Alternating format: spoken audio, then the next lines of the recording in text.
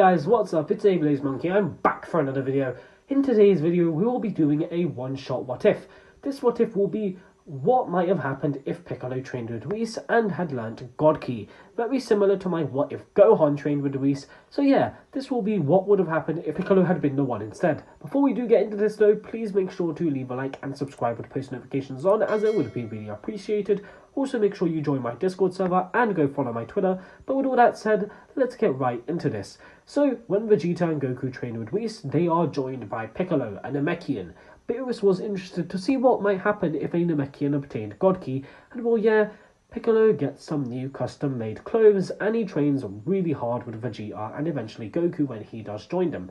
Piccolo would achieve new forms, but I'm going to wait to show them off. Our first arc would be Resurrection F. That's when Piccolo would first get involved in this story. For the most part of this arc, yeah, it goes the same. But when Goku and Piccolo and Vegeta arrives, Piccolo is the one to fight Frieza. Since this what if is about Piccolo, he powers up fighting Frieza in his last form. The two seem pretty even, with Piccolo actually winning until Frieza decides to show off the power of his all new golden form. Piccolo also powers up, showing his own god form, Super Namekian God. The flaming aura cloaks itself around him as he rushes Golden Frieza, the two beginning to fight, seeming pretty even. Piccolo makes use of his plethora of techniques to badly injure Golden Frieza, which does get him quite angry. They exchange multiple punches and kicks, and Piccolo shows how much of a tactical fighter he is. Piccolo will be the one to get revenge for the Namekians, not forgetting what Frieza did on Namek all those years ago.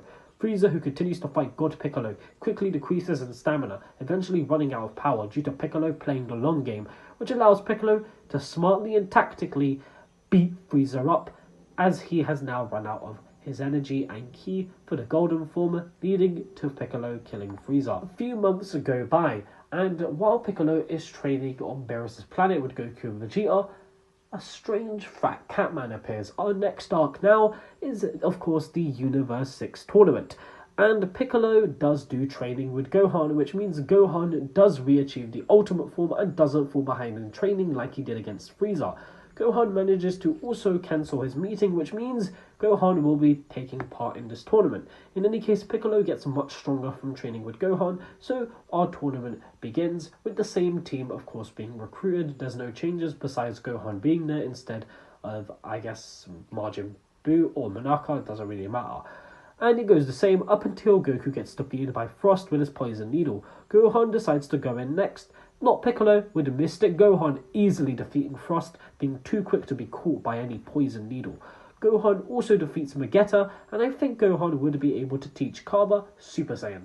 Now, this is up for debate, but for the sake of the story, we'll say he does, which leads to Kaba getting defeated by Gohan. The final fighter, Hit, goes up against Gohan, and yeah, Gohan doesn't stand much of a chance. This makes our last fighters Piccolo and Vegeta. Piccolo fights Hit first, and he powers up to Super Saiyan Namekian God, and he basically figures out that Hit is skipping through time. With this new discovery, Piccolo reveals another new form of his, Super Namekian Blue. Not only does Piccolo have a Super Saiyan God-like power, but also a Super Saiyan Blue-like power. Now, interestingly, in the manga, Vegeta switches from God to Blue in order to conserve stamina, and I think Piccolo would do something like this here in this fight.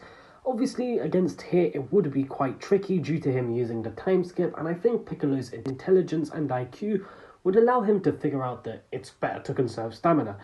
And I even think Piccolo would begin to use some of his techniques, which obviously Piccolo has a plethora of techniques, such as the Hell Zone Grenade and other such tactics, maybe extending his arms, really showing off the powers he has in his arsenal. I think Hit would only get really injured and beaten, but I don't see Piccolo beating Hit, even in his Super Namekian Blue form. I think that Hit would be eventually able to overwhelm Piccolo, defeating him with the power of the time skip, leaving the last fighter Vegeta to go in, now knowing all of Hit's tricks. A tired and injured Hit, I think, would not be able to stop a full power Super Saiyan Blue Vegeta at exactly maximum stamina. He didn't in the original Vegeta for a lot of people before fighting Hit.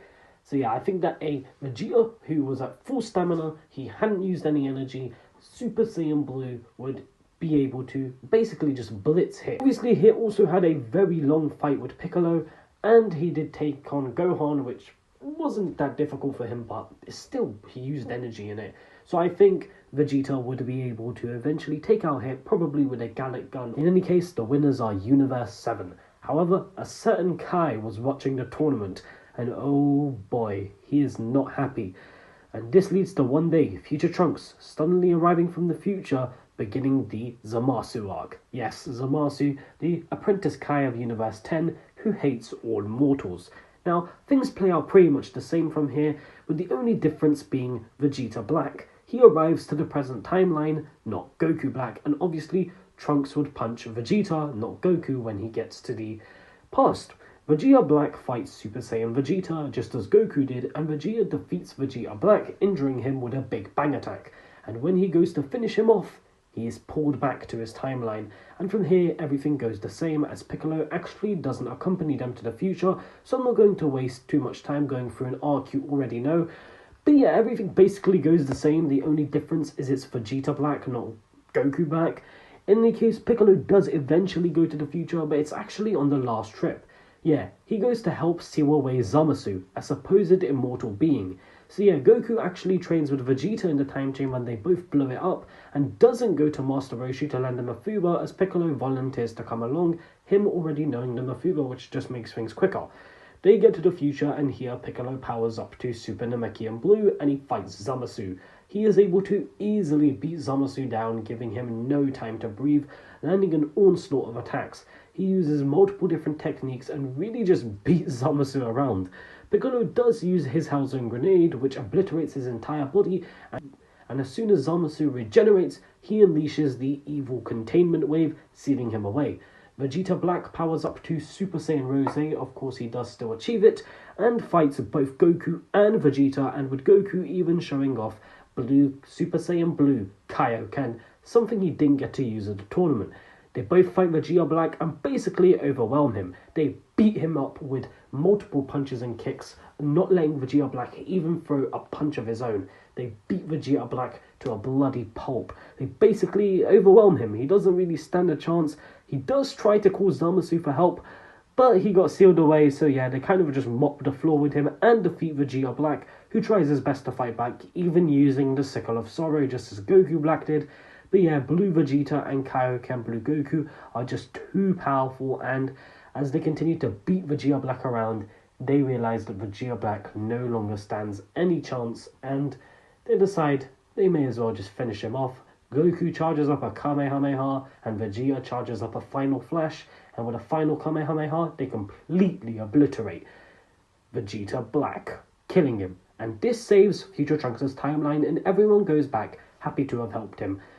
In the present timeline, things still go the same before, with Beerus still killing Zamasu after they figure out that Zamasu is the one behind everything. Some time passes, and the next arc we will cover is of course the Tournament of Power, and honestly this arc is going to go pretty much the same as it did in the original. Piccolo training with Whis doesn't majorly change some of the key events in the story and some of the smaller things. It's really just, Piccolo is more involved in the story, which I think makes it more interesting. With everyone getting recruited being actually the same. When the tournament starts, our only difference is Piccolo stays in until the end. See, the tournament is going to go pretty much the same. Piccolo is going to obviously be able to get more eliminations. He doesn't get eliminated by Damon. So yeah, Piccolo, he stays in the tournament. He's going to be teaming up with Gohan, which means Piccolo probably, he would be able to help out Gohan with defeating them. For example, the Universe 6 Namekians, Piccolo would be able to defeat them quite easily, and Piccolo does end up fighting Dispo with Frieza, and I don't feel like I should cover much of the Tournament of Power, to be honest, since really Piccolo, having trained with Whis, probably could change things a lot, but it also could change nothing. So yeah, I don't think I should basically just retell the story if nothing too major is changing.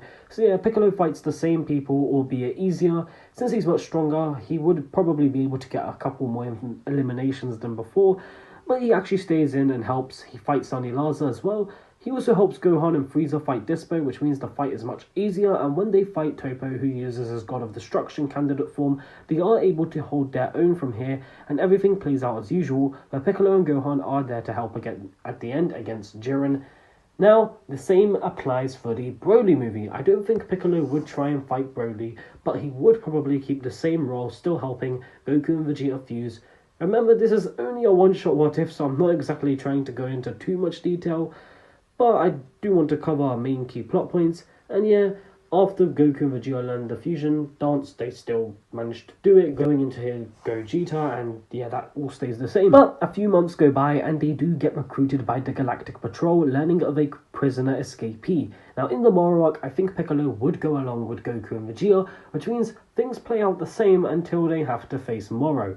This would lead to Piccolo being the one to take Moro on. He would wish to protect Namek. Piccolo would face off against Moro in his base form, rushing him. The two would begin to fight as Moro would skillfully use his magic to toss Piccolo around, firing multiple rocks and other bits of rubble at him. Piccolo was able to avoid all of this and fire blasts of his own, which did decent damage. At one point though, Moro did catch Piccolo off guard, and he did manage to send him hurtling into a cliff. Piccolo climbs out from the rubble, and a blazing aura bursts from the cliff, with Super Namekian God Piccolo emerging. He moves at extreme speeds, landing multiple punches and kicks on Moro, who was now forced to remove his cloak, revealing his old and bony body.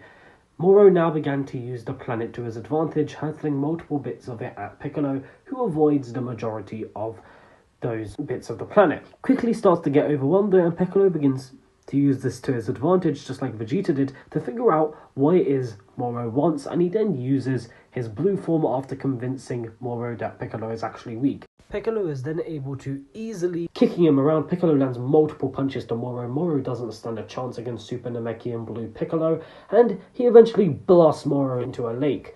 This angers Moro, who flies up and drains all the energy from the planet, which causes Piccolo to revert back to base form. Here things play out the same as the original, with Moro draining them, growing much stronger. He gets less of his beard, he gets a couple abs in him, and looks good. Moro, he looks good, and he begins collecting the Dragon Balls until he only has one left. The three of them still face off against Moro, and things play out basically the same. Moro fights Majin Buu, loses, gets his wish, fights the Grand Supreme Kai in space, and finishes off the planet, eventually eating it once all the galactic prisoners arrive, and Piccolo does assist fighting against all those galactic prisoners. With Vegeta still going off to Yardra and Goku still going off to train with Beerus, Piccolo decides to go back to Beerus' planet to train. Piccolo hasn't been to Beerus' planet in a while now to train with Whis and Beerus, so he decides to go alone. But Piccolo decides he doesn't want to train with Whis. No, he wants to train with Beerus. He tells Beerus he would like to take his offer he gave to him before, to which Beerus grins. "I knew you'd come around, Piccolo." Piccolo, however, asks Beerus if he can challenge him. Beerus looks at Piccolo, and he decides that he does want to test Piccolo's strength, so we get a fight between Beerus and Piccolo, similar to in the manga how Super Saiyan Blue Vegeta fights Beerus. Piccolo powers up to Super Namekian Blue and begins fighting with Beerus, and yeah, he doesn't stand a chance. Beerus is a god of destruction, of course. The two fight with Piccolo landing multiple decent punches and kicks. He does manage to use a Hellzone grenade and a couple light grenade attacks, even growing in size to try and, stomp Beerus out, but Beerus is just too strong for Piccolo. He managed to eventually defeat Piccolo, and Piccolo, however, isn't too discouraged. Beerus tells Piccolo that he is worthy of the power he shall bestow him. Piccolo grins as Beerus smiles. They now begin special training. Yes, Piccolo now gets back to his original clothes and begins his grueling training under Beerus. Over the next few months, our story stays the same, and from here, when eventually Moro and the prisoners attacking the Earth and Goku arriving in Ultra Instinct to fight him, the story plays out the same. Goku fights Moro in Ultra Instinct Omen. However, after Goku is defeated, it's not Vegeta who arrives, but Piccolo, ready to take his revenge against Moro. Moro waits for Piccolo to go to his blue form, but Piccolo just chuckles.